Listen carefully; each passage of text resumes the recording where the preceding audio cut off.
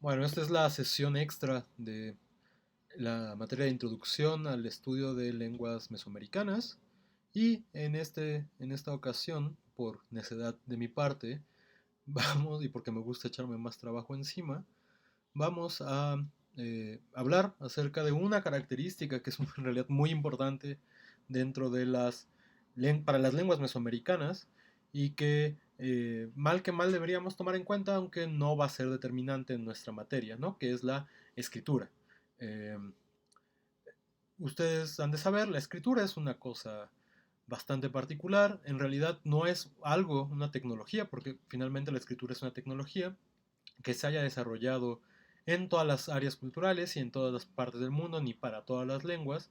Y justo a pesar de que esto no ha sido así, es más, incluso pues nuestro alfabeto viene de una larga tradición que inicia con la escritura jeroglífica egipcia y que poco a poco fue desarrollando nuestro actual sistema de escritura alfabético. Eh, Otro de los espacios en el mundo, o de los pocos espacios donde se creó la escritura, fue en Mesoamérica. Entonces, justo por eso, pues, a pesar de que no es un tema determinante, me parece que sí es un elemento que debemos conocer, aunque sea de una manera bastante superficial, que es en realidad lo que vamos a hacer en este video, ¿no? Eh, entonces, bueno, voy a aprovechar también, lo digo desde ahora, ¿no? Una presentación que ya tenía hecha para un curso en Perú, ¿no? Donde expusimos un poco estas cosas y pues voy a aprovechar en realidad esa presentación para dar el tema, ¿no? Entonces, digamos que la presentación es un poco distinta a la que va a ver el resto del semestre, justo porque ya está preparada, ¿no? Eh, y entonces, bueno, vamos a hablar específicamente de algunos temas, vamos a hablar de las características de la escritura mesoamericana, o sea, cómo está compuesta, cómo se pueden leer los elementos y una breve historia de cómo es que se desarrolló esta escritura, ¿no? Entonces, bueno, lo vamos a empezar hablando de la escritura logosilábica, que es exactamente el tipo de escritura en el cual podemos hablar de la escritura mesoamericana. Eh, en este sentido, la escritura logosilábica ha sido atestiguada en otras regiones. Los jeroglíficos egipcios, por ejemplo, son también escritura logosilábica y esto es lo que ha permitido que poco a poco y desde la segunda mitad del siglo XX haya empezado la lectura y el desciframiento de la escritura mesoamericana, ¿no? Yuri Norosov, un lingüista soviético, fue el primero que en realidad leyó un texto en maya y a partir de ahí fue que hemos logrado construir nuestras hipótesis y hemos logrado descifrar otros elementos. Perdón que hable en plural, yo no he participado en nada de eso, pero me parece tan impresionante que siempre termino metiéndome ahí, ¿no? Entonces, bueno, eh, la escritura logosilábica se caracteriza por tener dos tipos de elementos. Por una parte, esta cosa logos hace referencia a una característica también de la escritura, que es el logograma, que significa que un elemento puede significar todo un elemento léxico, por ejemplo, ¿no? Entonces, eh, tendríamos ciertos dibujos, ¿no? Porque en realidad están representados con algo que parece dibujo, que significa una palabra, y entonces eso nos va a remitir a la pronunciación específica de esa palabra en determinada lengua. Esto es importante porque entonces hay que en realidad irnos deshaciendo un poco de la idea de ideograma y porque en realidad no estamos hablando solo de los conceptos en abstracto, sino siempre haciendo referencia a una lengua en específico. Y esto es lo que vamos a estar observando, ¿no? Entonces, por ejemplo, en términos solo logográficos, en la lengua escrita, en el cholano escrito para la escritura maya del periodo clásico, tenemos un dibujo, que es lo que representa una piedra, y esto se debe leer con la palabra que en esta lengua se decía piedra, que es tun. Eh, y esto, bueno, lo podemos corroborar con diccionarios, ya hay más elementos para saber que nuestra lectura es la adecuada, ¿no?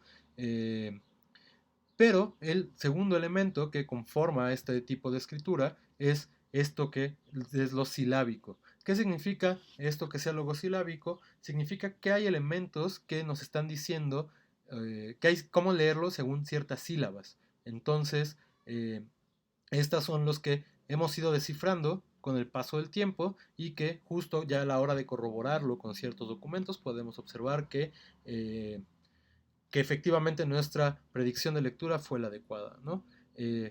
Entonces, antes de ejemplificar cómo funcionan estas sílabas, es importante decir que en realidad estos dos sistemas, el logográfico y el silábico, van a estar siempre participando para poder darnos las características de la escritura. Entonces, por ejemplo, si una posibilidad para escribir piedra en esta lengua cholana era solo el dibujo de la piedra y poner tun, otra manera es estableciendo, colocando ciertas sílabas que nos especifican o que determinan cómo es que tenemos que leer estos elementos. Entonces podemos tener esta presencia, este dibujo del tun y además la sílaba tu que nos está diciendo, ojo, esto debe leerse tun.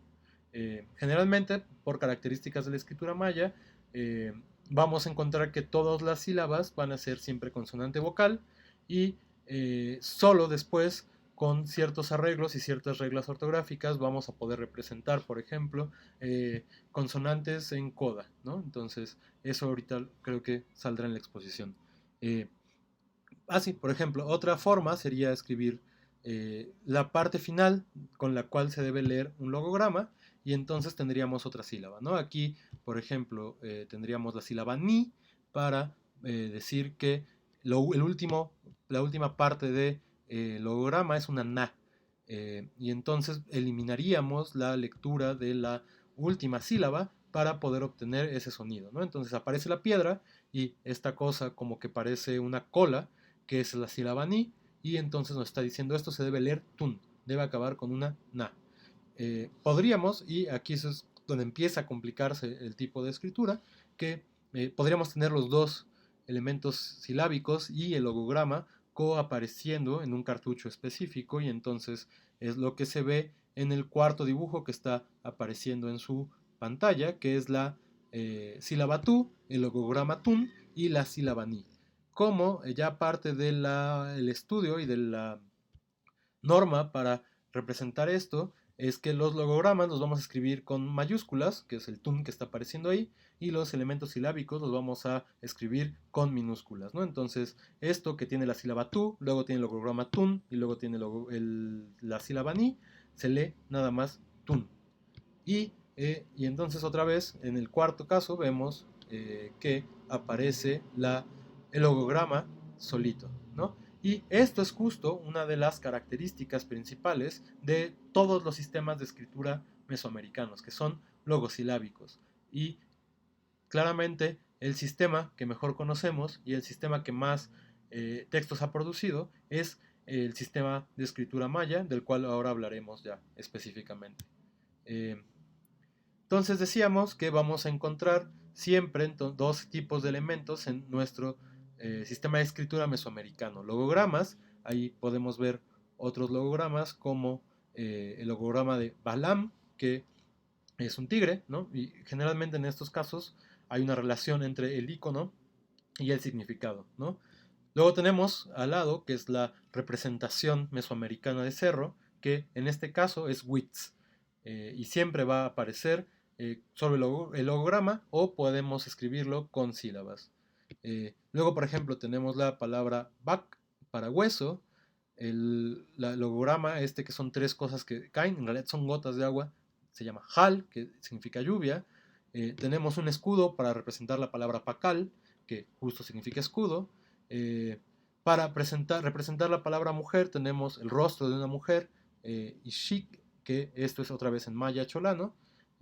5, por ejemplo, vamos a tenerlo representado con una barra, porque recuerden, ya lo habíamos mencionado en otro video, hay una representación ya constante de los números hasta el periodo clásico, que es una barra para representar 5 y un punto para representar 1. No sé, otros por ejemplo, hats, ¿no? Que es un verbo, golpear, es una mano con una piedra, ¿no? Justo como para representar este elemento que está golpeándose. Y por otra parte, pues muchos de estos logogramas después pueden ser utilizados como sílaba, claramente van a representar la sílaba con la que inicia la palabra, ¿no? Entonces, tenemos ahí los logogramas y, digo, la sílaba i, la sílaba chi, la sílaba cho, la sílaba ju y la sílaba ma, que están relacionados de alguna manera con el significado del logograma. Y justo entonces, ¿no? Con estos dos elementos es que se va a representar o se va a desarrollar la escritura en un documento específico. Entonces, por ejemplo, si queremos ver cómo otra vez están funcionando, por ejemplo, la palabra how, que significa señor, puede aparecer solo el logograma, o bien la vocal A, que es esta cosa que está a la izquierda de la carita, y eso se lee a how, y nos está indicando que esto tiene una A, que empieza por una A. O también podría leerse con la sílaba que va al final, en este caso una gua, y entonces tendríamos escrito a how en logograma y la sílaba gua, y entonces así tendríamos a how también, ¿no? Y tendríamos que transcribirlo como a how con mayúscula por el logograma y gua con minúscula por la sílaba. Y podríamos tener los dos recursos, ¿no? Podríamos tener la A, la gua y el logograma a how. Y ahí tendríamos, como vemos en el último caso de esa primera línea, a how, gua. Y esto solo nos está diciendo que se está complementando fonéticamente el logograma, nos está indicando cómo debe ser pronunciado, ¿no? Entonces, por ejemplo, si también queremos la palabra tortilla, waj, en esta lengua cholana, pues podemos tener solo el logograma de tortilla, que es el que aparece en la primera columna, o podemos tener la sílaba gua, fíjense cómo es la misma que aparece, o muy parecida a la misma que aparece gua al final de ajau, pero solo ahora la estamos poniendo al principio, porque nos está diciendo esto debe empezar a leerse como gua. Y entonces ya sabemos que el logograma es tortilla, entonces se lee gua, guaj, y eso es guaj. O podemos tener la ji, si se acuerdan, este logograma, eran las tres cositas que parece que caen, y entonces tener la palabra guaj y ji, y saber que se lee guaj, o otra vez, los dos elementos silábicos para complementar al logograma, ¿no? Entonces tendríamos gua, guaj, ji, y eso se lee también guaj. Y bueno, ahí está el caso con tun, que ya habíamos analizado desde el principio, ¿no? Esto sucede y estos principios se respetan independientemente del sistema y de la lengua que esté siendo escrita, ¿no? Evidentemente, si vemos la profundidad histórica de Mesoamérica, pues sabemos que tendría que haber cambiado este sistema de escritura y efectivamente, vamos a ver, hay por lo menos tres diferentes tradiciones de escritura y, por ejemplo, la náhuatl, que es del posclásico, también, aunque no lo tiene tan regularizado y todavía se están proponiendo eh, elementos de lectura de la escritura náhuatl, pues ya hemos logrado también determinar algunos. Entonces, por ejemplo, acol, como de acolwa, que no tiene abuelos, lo podemos representar con la sílaba a, que viene de la palabra at, agua, que es agua en náhuatl, y que pueden ver representada siempre de color azul y con unas cosas que cuelgan de ella que parece que son como caracoles. Entonces, eso es el agua. Y el brazo es el acoli, entonces también esto nos está diciendo que esto debe leerse como acol, porque empieza por un determinante fonológico A, luego tiene este logograma coli, acoli, y entonces entre los dos, en el contexto en el que aparecería en un texto, sabremos que hace referencia a acolwa. O por ejemplo, y muchas veces los topónimos están escritos así en los mapas, vamos a encontrar que otro tipo de representación, por ejemplo, ahí tenemos la palabra tecamac, que literalmente significa a la orilla de la piedra, y entonces esto está conformado por tres diferentes elementos, ¿no? Tenemos tentli, que es el labio, y eso es lo que pone la primera sílaba, T, para saber que estamos hablando justo de una palabra que empieza con eso, ¿no? Luego tenemos la boca, que eso tendría que ser expresado por kamat, que es lo que está representado por el resto del logograma, que como pueden ver es una boca, y luego tendremos la sílaba ma, que se utiliza la mano, que se dice mic en náhuatl. Entonces, entre la combinación de los tres elementos, tendríamos la palabra tecámac.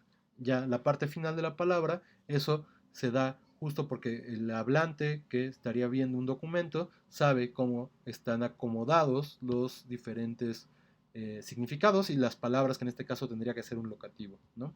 Entonces, bueno, solo para que vean que esto no es tan extraño, todavía, por ejemplo, podemos encontrar escrituras donde estén combinados diferentes tipos de signos para desarrollar o para poder guardar la comunicación que antes estaría representada oralmente, ¿no? Entonces, un triste, o no sé qué opinen ustedes, ejemplo de esto podrían ser los poemojis, ¿no? Que justo combinan a la escritura alfabética y escritura logográfica, o que también luego se llama escritura rebus, porque se ponen las cosas para leerla. Justo son entonces dos sistemas, eso es lo importante, que conviven y que a partir del cual se genera la lectura, ¿no? Entonces el que están viendo ahí es me, manita de like, eso se le gusta, el un guiño y luego el color blanco, y eso es me gusta el guiño blanco, de la, una calaverita que significa muerte, que y unas hojas moviéndose, y entonces esto está por sopla, y así justamente va creando la oración, ¿no? Y entonces justo esto es, si bien no es el mismo principio, es como para que vean que todavía estamos teniendo estos tipos de sistemas de escritura en el mundo, incluso con el español que tiene una escritura alfabética, ¿no? Incluso, bueno, en el español tenemos logogramas como arroba, ¿no? Que eso no es escritura alfabética, tiene un significado específico, eso sería un logograma, lo mismo los números, ¿no? Y vean cómo cada uno de estos términos tiene que ser enunciado según la lengua que estemos hablando. Entonces un número, si aparece solo el dígito, si estamos hablando español, lo diremos uno, si estamos hablando inglés, le diremos one, ¿no? Esta es un poco también la idea del logograma. Entonces, bueno, una vez entendida cuáles son los principios de escritura de la región, pues podemos decir que podemos profundizar en la historia de la escritura en Mesoamérica. Eh, entonces, bueno, podemos hablar de en realidad un solo sistema de escritura que se debió haber originado en algún punto del desarrollo histórico de la zona y tres diferentes tradiciones de escritura que provienen de este mismo sistema. Es decir, solo hay un gran sistema de escritura mesoamericano y se han adecuado, se adecuó para poder ser escrito en otras lenguas y según otros periodos e incluso independientemente de las necesidades lingüísticas, según tradiciones distintas. Eh, Otra vez, si piensan en la escritura alfabética, pues en realidad hay un sistema generalizado, ¿no? Tiene su propia historia, decía, ¿no? Nuestro sistema de escritura viene de la escritura jeroglífica, en algún momento esa adaptación dio la escritura consonántica para las lenguas semíticas y posteriormente para el griego, fue que algunos símbolos que significaban consonantes se empezaron a emplear como vocales y ahí fue donde empezamos a tener nuestra escritura alfabética. Claro que si incluso si consideramos solo ese sistema de escritura alfabética, vemos que hay diferentes tradiciones. Por ejemplo, está el alfabeto cirílico, que si bien responde también a las características y proviene gráficamente de los alfabetos latinos y griegos, pues tiene características distintas, ¿no? Lo mismo el alfabeto griego, lo mismo el alfabeto latino, o sea, a pesar de que hay diferencias entre ellos, en realidad son un solo sistema y más o menos todos responden a las mismas características y muchas veces ustedes lo saben porque pueden leer en general en inglés o en alemán o en la lengua que vieran escrita en alfabeto latino, justo saben reconocer que hay ciertos elementos que les dicen algo a ustedes a través de la lectura de su sistema de escritura específico, ¿no? Bueno, justo eso es lo que pasó en Mesoamérica, ¿no? Entonces vamos a encontrar un sistema con diferentes tradiciones, ¿no? Eh, Creemos, hasta ahora en realidad de esto no está muy profundizado, no lo sabemos muy bien, no ha sido descifrado, que la escritura de Mesoamérica tuvo un origen iconográfico en el preclásico, pero aún se desconoce cuál es ese sistema, ¿no? Entonces, podemos ver ahí la imagen de un bloque de Cascajal en Veracruz, cerca del 1000 antes de Cristo, que podría ser uno de los primeros elementos que podrían representar escritura, ¿no? Sin embargo, no lo sabemos porque no ha sido descifrado, no sabemos a qué lengua está haciendo referencia y entonces tampoco podemos todavía saber si es que ahí hay un texto o si hay una representación de otro tipo. Luego, por otra parte, tendríamos que hay entonces características eh, que pertenecen a todos los grupos o a todos los sistemas de escritura mesoamericanos. Uno es justo el que acaba de exponer, que es que son logosilábicos. Otro es esta representación, decía, todavía hasta el clásico, hasta finales del clásico, y asumiendo que existe este periodo para el centro de México llamado epiclásico, todavía encontraríamos algunas representaciones de este sistema, por ejemplo en Morelos, en Xochicalco, ¿sí es Xochicalco? Sí, eh, donde todavía aparecen estas últimas representaciones, ¿no? Después el sistema cambiará y se empezará a representar solo por puntos, pero entonces hasta el periodo clásico, hasta el final del clásico y una parte del epiclásico, podríamos decir que el sistema incluye la representación de barras con 5 para 5, perdón, y de puntos para 1. Otra cosa que es importante fue el sistema calendárico, y el sistema calendárico tenía una notación, y generalmente, por ejemplo, los textos mayas siempre empiezan por una fecha y tienen cada uno de estos días se representan dentro de cartuchos, ¿no? Vamos a leer esta escritura por algo que se llama cartucho, y hay cartuchos específicos para los días y eso se va a mantener en los sistemas de escritura. Y, eh, y finalmente vamos a tener que hay representaciones iconográficas de verbos. Por ejemplo, ¿se acuerdan? Veíamos el verbo golpear en maya. Generalmente estos verbos se van a representar con, por ejemplo, partes del cuerpo, ¿no? Entonces, por ejemplo, para hablar de cuando alguien toma el poder, generalmente lo que está representado es cómo se está sentando en la estera, ¿no? Porque la estera era uno de los símbolos de ejercicio del poder en el periodo prehispánico. Entonces, justo por eso se utilizan estas formas para representar ciertos verbos. Eh, entonces decíamos, ¿no? Que esta idea de este bloque cascajal era quizás uno de los primeros textos que pudiéramos encontrar, pero que no tenemos todavía mucha idea de en realidad qué está ahí, ¿no? Otros, que también son bastante antiguos, por ejemplo la estela 13 de la Venta, podemos encontrar ya la representación de algunos elementos que se van a mantener después en la escritura mesoamericana, y por eso mismo también ha sido propuesto que esta estela 13 es el primer elemento que ya tiene escritura en Mesoamérica, aunque tampoco ha sido descifrado, ¿no?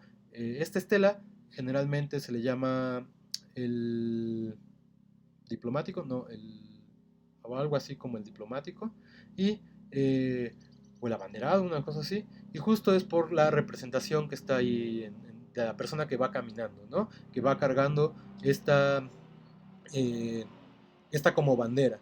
Y lo que podemos observar es que hay desgastados 3 elementos a la derecha que podrían ser una fecha o un nombre calendárico, es decir, el nombre calendárico de este personaje que ya no podemos reconstruir porque la piedra donde fue encontrada está muy desgastada.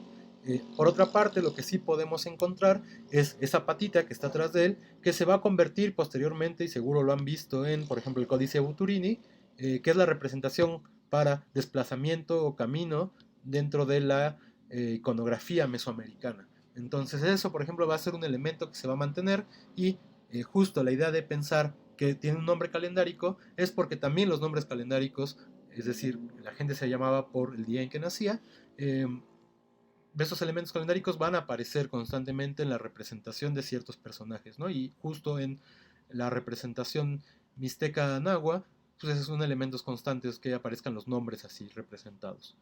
Eh, y otra de la primera gran, en realidad, tradición que vamos a encontrar de escritura es la llamada tradición oaxaqueña, eh, que es una de las dos tradiciones que se derivaron de la primera escritura, es de estos elementos que todavía no sabemos cómo descifrar, y bueno, fue usada por zapotecas y después por los mixtecas y los nahuas, ¿no? Es decir, la escritura mixteca, que es la que después dio la escritura nahua, viene de estos primeros intentos o estas primeras formas de escritura. Y bueno, podemos ver, creo que ya había hablado de él, el monumento 3 de San José Mogote en Oaxaca, que representa una serie de personajes que aparentemente fueron capturados y después sacrificados, que era una estrategia de control político bastante buena, porque se fue repitiendo a lo largo de la historia mesoamericana. Y ya en este tipo de personajes que luego también son llamados los danzantes porque aparecen en algo que parece que están bailando, ¿no? Están sacrificados. Ya vemos también algo que puede ser un nombre calendárico y que ha sido leído o interpretado como uno terremoto.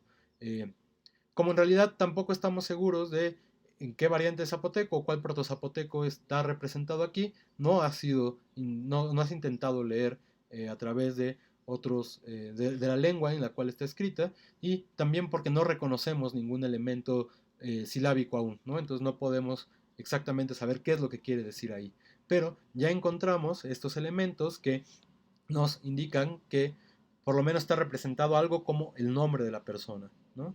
Eh, y bueno, tendríamos probablemente sí ya el primer texto conocido con la estructura que va a ser común para la escritura mesoamericana en las estelas 12 y 13 de Monte Albán, que son aproximadamente del 500 a.C., y ya tienen, decía, la representación y la organización del texto que vamos a ir encontrando posteriormente en otras tradiciones y en otros textos, ¿no? Entonces, creemos, tampoco es que esto esté seguro, no ha sido leído, aunque Alfonso Caso propone o propuso que esto estaba organizado de cierta manera, que entonces estas estelas están compuestas por, primero, lo que parece ser un cartucho calendárico, es decir, está iniciando con una fecha, y luego aparentemente verbos, ¿no? Hay una cosa que parece un dedo que está señalando, y otra cosa que parece justo unas nalgas sentándose, entonces se ha asumido que esta estela habla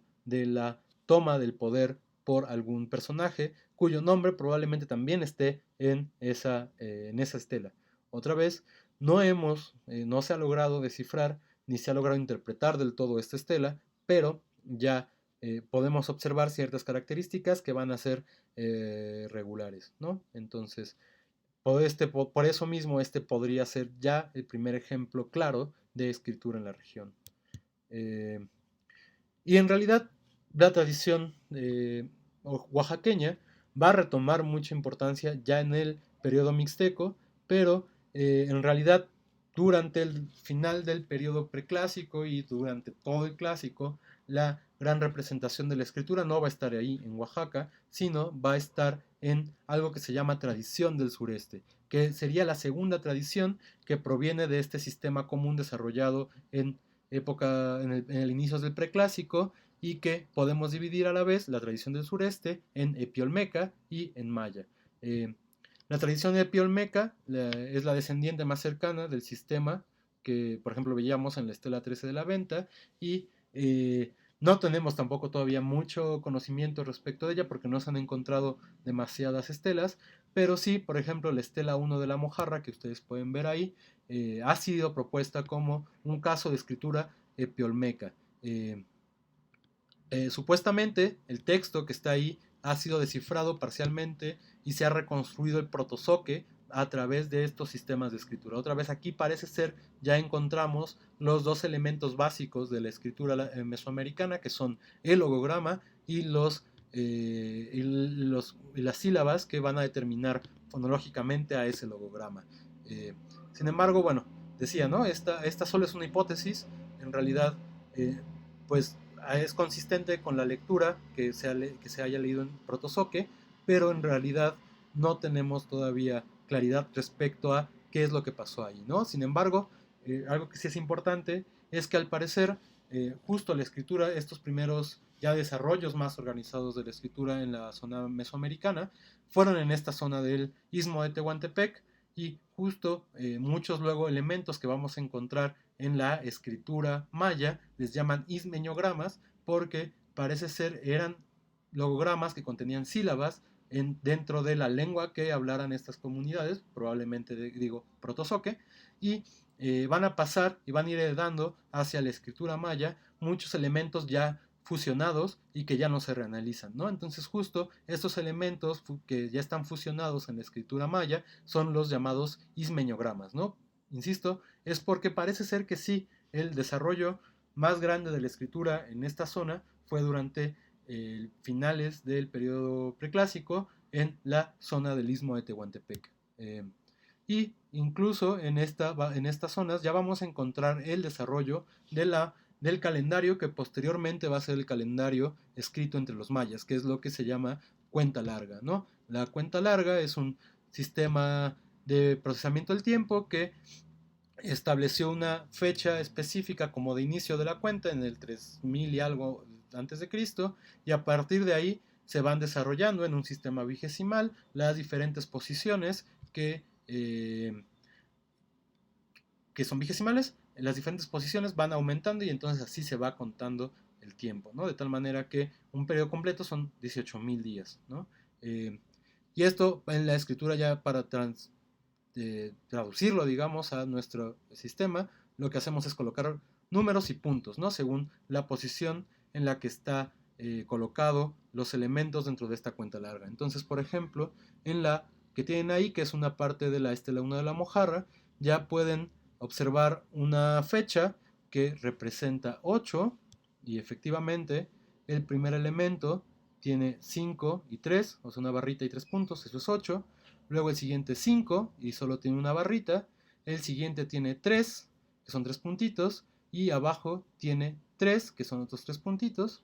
Y finalmente tiene una cuenta 5, que es la barrita, ¿no? El primer símbolo que aparece después es lo que en la escritura maya se llama glifo introductorio de serie inicial, que significa, ojo, aquí viene una cuenta temporal que debes tomar como base para escribir, para leer todo ese texto, y entonces esta cosa que, no sé yo por qué siempre digo que parecen aretes, esta cosa que parece aretes probablemente esté indicando que empieza esta cuenta, ¿no? Y al final, lo más seguro es que tengamos ya la presencia del otro calendario, que ustedes sabrán, hay varios calendarios en Mesoamérica, y uno de ellos es la cruza de días y números, y esto se le llama, bueno, en maya, Tzolkin y en náhuatl Tonalpohualli, porque se mantuvo, ¿no? el sistema, y entonces probablemente lo que aparece al final es un día específico según el Tzolkin, y entonces tenemos que la columna,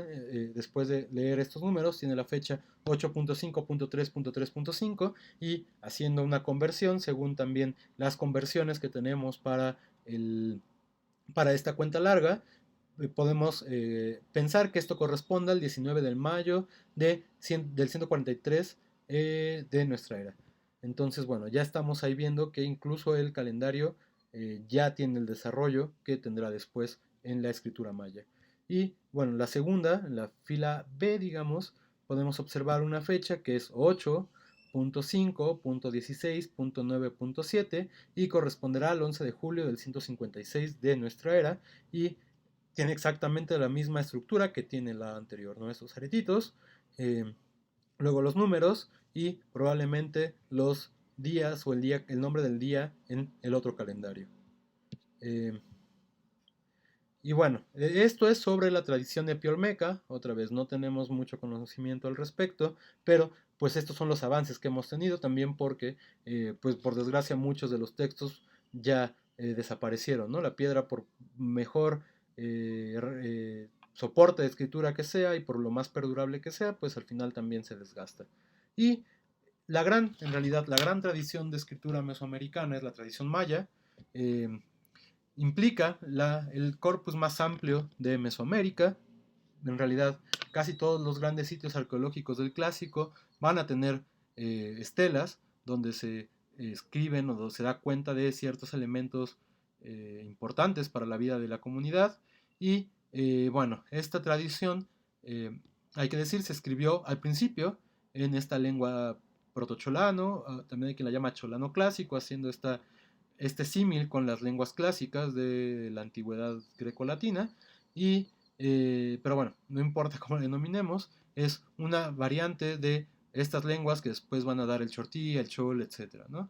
Y algunos ya a final del periodo clásico y en el desarrollo de la zona maya en la península de Yucatán, en el norte, van a estar ya escritas en maya yucateco, ¿no? Ambas lenguas son del mismo tronco lingüístico, la familia maya. Y bueno, esta escritura se empleó desde el periodo clásico hasta principios en estelas, hasta el final del clásico, y después todavía van a sobrevivir algunos documentos del periodo posclásico, ¿no? Específicamente tenemos dos claros códices identificados como prehispánicos, que son el Códice Madrid y el Códice Dresden, y ahora se ha asumido que hay un tercer códice que es llamado el Códice Mexicano, que también es de épocas prehispánicas, aunque bueno, habría que hacer una evaluación de si eso no es, ¿no? Ahora el INA ha dicho que sí, pero pues que diga el INA no significa que no podamos dudarlo, ¿no? Yo personalmente sí lo dudo. Entonces, bueno, tenemos que sobrevivió hasta el posclásico, que apareció en el posclásico ya en códices, y bueno, aparece en otros tipos de soportes, ¿no? Está en piedra, que son los monumentos que podemos encontrar, las estelas en sitios arqueológicos. Hay cerámica, que también tiene un gran corpus de escritura maya, y finalmente estos códices, ¿no? Y ahí tienen, por ejemplo, ya un caso específico de escritura maya que empieza otra vez por la fecha, que es esto que dice al principio, en 9 bactunes, 12 catunes, 15 tunes, 13 guinales, 7 días. Esto es la cuenta larga, que pondríamos 9.12.15.13.7. Esto solo es el nombre de cada uno de esos periodos. Recuerden, además es un sistema vigesimal, entonces cada uno es la multiplicación de 20 de la posición anterior, ¿no? Luego viene el día del Solkin, 9 Manik, 9 Manik, 9 Chen, y ya con el conocimiento que tenemos del calendario sabemos que eso es el 4 de enero del 688. En el día 20 de la luna, porque además había una obsesión por contar la posición de la luna respecto del día que se está escribiendo, porque además hay calendarios lunares bastante complejos para el periodo prehispánico. Entonces, en el día 20 de la luna, la primera atadura de esto hace referencia a estos cambios del periodo lunar, nació Cactiliu Chanchak, que es el nombre del personaje, divino señor de Sa. Y entonces justo, esta es la primera oración que tenemos y está ubicada frente a un espacio temporal. Luego justo, les decía, ¿no? Que esta serie inicial es la que va a regir todo el tiempo de un texto y entonces va a decir que pasaron o antes de este día faltaba que transcurrieran tantos días y se va a colocar otro acontecimiento importante. Nótese que son acontecimientos importantes para la gente que gobierna este lugar, ¿no? Entonces dice, eh, transcurrieron 9 quines, 8 guinales y 5 tunes, y entonces ya tenemos la nueva fecha, que es 5 kawak, 2 shul, y en este día viene la siguiente oración, ¿no? Liu Chanchak se hizo señor, divino señor de Sa. Entonces lo que tenemos es el día en que nace y el día en que toma el poder, ¿no? Que justo son dos acontecimientos que serán importantes para la casa real que está representada en este espacio, ¿no? Entonces justo también es importante decir que este es el tipo de texto que vamos a estar encontrando, sobre todo en el periodo clásico y en estelas, ¿no? De ahí que se haya propuesto que la finalidad de la escritura en Mesoamérica era sobre todo propaganda política. No solo, pero sí fue uno de los elementos más importantes dentro de la escritura de esta zona, ¿no? Y bueno, eso sería la tradición maya, y no voy a hablar de la tradición mixteca, voy a hablar de la tradición nahua, que es heredera de la mixteca. Respecto a la tradición nahua, solo sobrevive un documento prehispánico, que es el Códice Buturini, o Tira de la Peregrinación, que es donde se cuenta el desplazamiento de las comunidades todavía en ese momento azteca hacia lo que después será México, ¿no? Y justo se va mostrando cómo van caminando las personas a través de un mapa, supuesto mapa, y se van poniendo las fechas y el lugar de los nombres donde se asentaron. El resto de los materiales nahuas que están escritos en náhuatl son del periodo ya colonial, y entonces ahí vamos a tener que muchos de ellos ya aparecen como glosados con escritura alfabética, otros no, pero ya aparecen, por ejemplo, en el formato libro o ya en papel europeo, ¿no? Entonces, digamos que por desgracia no tenemos más conocimiento de cómo era exactamente la escritura nahua antes de la conquista, aunque también en algunas piedras tenemos monumentos que podrían indicarnos ciertas cosas de la escritura de esta época, ¿no? Y decía, ¿no? Se encuentra relacionada con la tradición de Oaxaca, y bueno, esta tradición de Oaxaca se dispersó desde el periodo clásico hacia Teotihuacán, y parece ser que ahí, a pesar de que no se desarrolló como se hubiera desarrollado la escritura maya, los sistemas de escritura maya, pues sí se mantuvieron y poco a poco fue conformando también una tradición que le denominan Mixteca Puebla, ¿no? Y esta tradición Mixteca Puebla es la que está retomada por los nahuas para escribir sus propios documentos. Y de la misma manera que en la escritura maya, vamos a encontrar la presencia de sílabas y de logogramas, ¿no? Entonces, por ejemplo, ahí van a encontrar la palabra Oxtlan, lugar donde hay Oshit, que es un tipo de ungüento, y para escribirlo está algo que parece un logograma que significaría Oshi, o se leería Oshi, y los dientes de Tlantli, ¿no? Que es como se lee dientes en náhuatl, y entonces ahí ya podemos observar la suma de los elementos en el logograma de arriba, diciendo, ojo, esto debe ser Oshitlan, o etcétera, ¿no? Que ya sabemos que el lugar es Oshitlan, no Oshitlan, perdón, lo leí mal.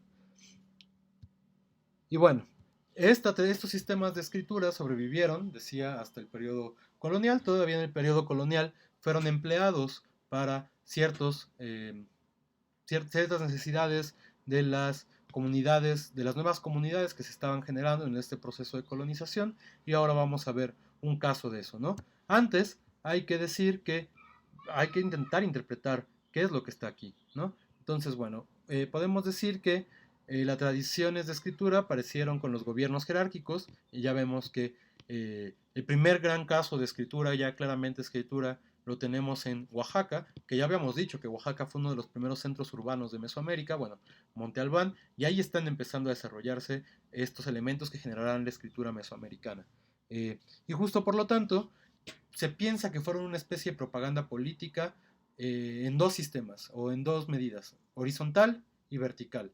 ¿Qué significa horizontal? Que estaba pensada para los otros gobernantes como para que se pensaran dos veces antes de iniciar la guerra con una ciudad o con una casa gobernante, y verticales también significa que son para el resto de la comunidad que está sometida jerárquicamente a estos gobernantes, ¿no? Entonces, justo por eso los podemos encontrar las estelas en espacios públicos muy grandes que además son parte del centro ceremonial. ¿Por qué? Porque ahí la gente cuando iba, a pesar de que no supiera leer, porque seguramente el alfabetismo era muy reducido, podía ver la otra parte de la estela, una representación gráfica, y también interpretar entonces que ahí había un ejercicio de poder, ¿no? Entonces, en ese sentido, siempre pienso en la escritura mesoamericana como las monografías que comprábamos en la primaria. Por un lado está la carita de Benito Juárez y por atrás algo de la vida de Benito Juárez, ¿no? Aquí igual, en el mismo espacio vamos a encontrar la imagen más importante que está escrita o de lo que está escrito, y además la escritura haciendo indicación de qué es lo que está sucediendo en esa imagen, ¿no? Entonces, por ejemplo, vemos ahí el dintel 8 de Yaxchilán, que es una ciudad del Clásico a la orilla del río Sumacinta, en la frontera entre Chiapas y Guatemala, y que es uno de los lugares donde mejor se han conservado la escritura maya, ¿no? Entonces podemos observar que en ese dintel trae una fecha que es 9.16.4.1.1.7, no, perdón, punto 1, y es el día 7 Imish, 14 Sec, y esto es el 5 de mayo del 755, ¿no? Entonces dice, en el 7 Imish, 14 Sec, Cráneo Enjollado, que es el nombre de uno de los reyes, fue capturado. Es el prisionero de Pájaro Jaguar. Pájaro Jaguar es uno de los reyes más importantes de Yaxchilán, bueno, de los Ajau más importantes de Yaxchilán, y entonces especifica ahí, ¿no? Divino Señor de Pachán. Pachán es el nombre de Yaxchilán en maya. Entonces nos está diciendo, nos está hablando de un suceso que es la captura de los enemigos, ¿no? Y justo esto también va a ser una convención, la representación ya en la imagen, ya no solo en logográficamente, sino en esta parte de la imagen de las caritas que decía, de las monografías, es que aparece un hombre, está a la izquierda, y está tomando el pelo a uno de los personajes, ¿no? Este ejemplo de alguien que está tomando el pelo a otro va a ser una constante en la representación de lo tomó como cautivo, es decir, es su esclavo, ¿no? Y lo sometió.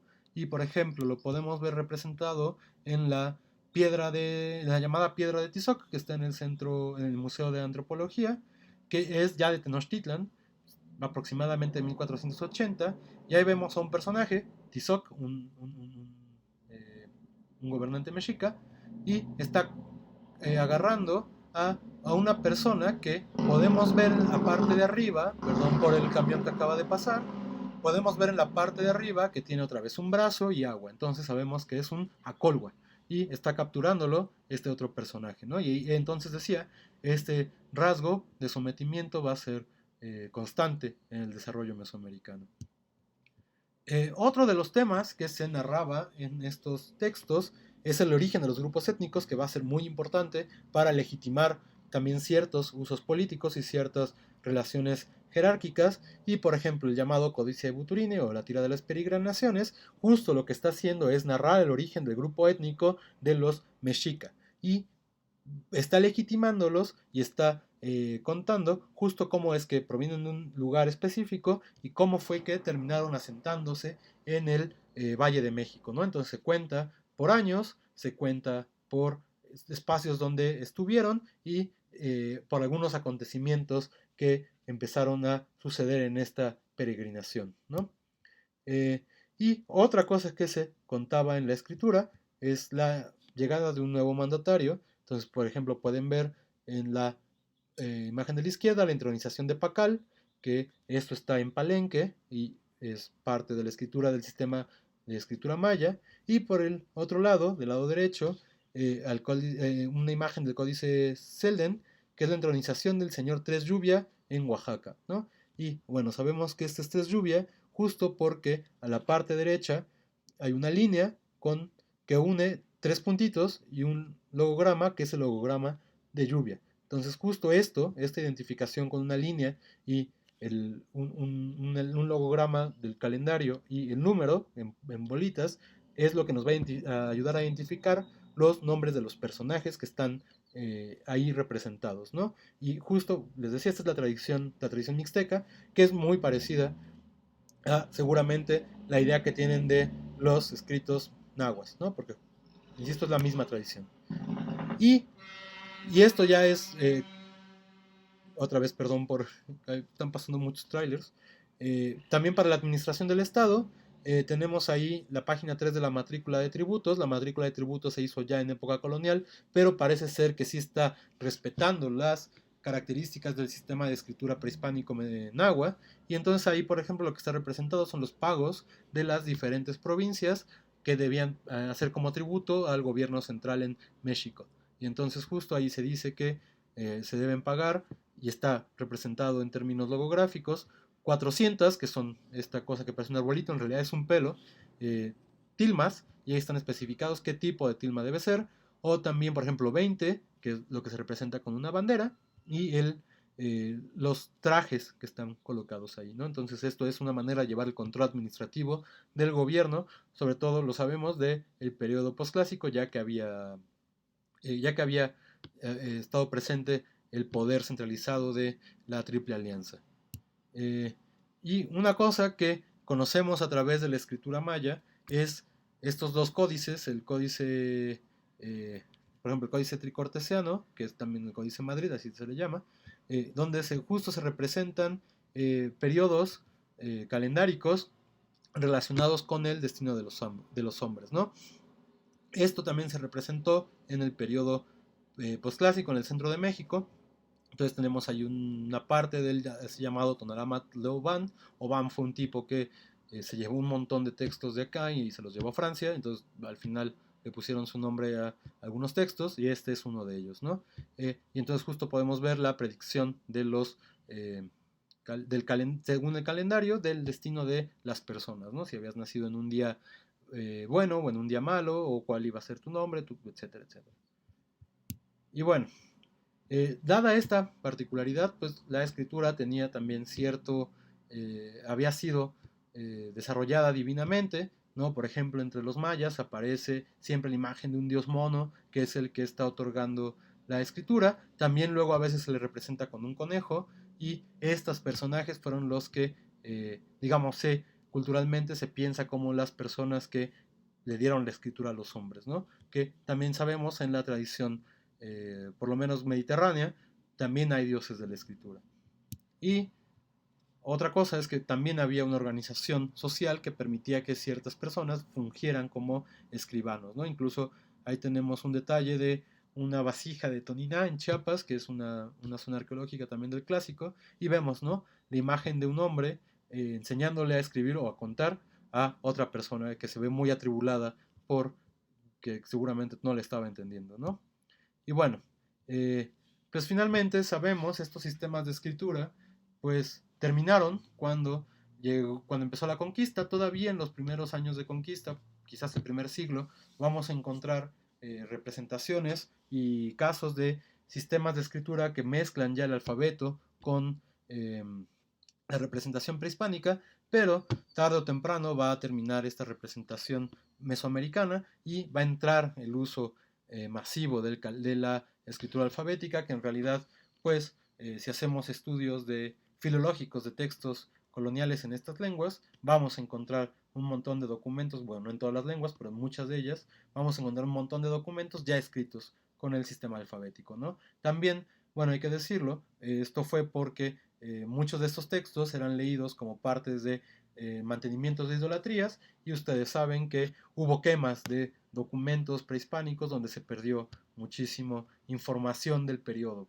Sobresale siempre la quema de Maní, realizado por Landa, donde quemó casi todos los códices mayas prehispánicos. Solo sobrevivieron estos dos de los que he hablado antes, ¿no? Y curiosamente, a pesar de que eh, el sistema era pensado como un sistema donde se mantenía esta idolatría, a veces fue utilizado también con el fin de propagar la nueva fe, ¿no? Que son estos, por ejemplo, tenemos un ejemplo en el Códice Testeriano, que es de 1524, donde se tiene partes del credo escritos con algo como logogramas para enseñar la, la doctrina católica a los habitantes prehispánicos, ¿no? Y de estos tenemos algunos ejemplos conservados, aunque tampoco son muchos. Y en realidad esta es la breve y rápida exposición sobre escritura, y pues si tienen dudas, con gusto las comentamos en el Zoom.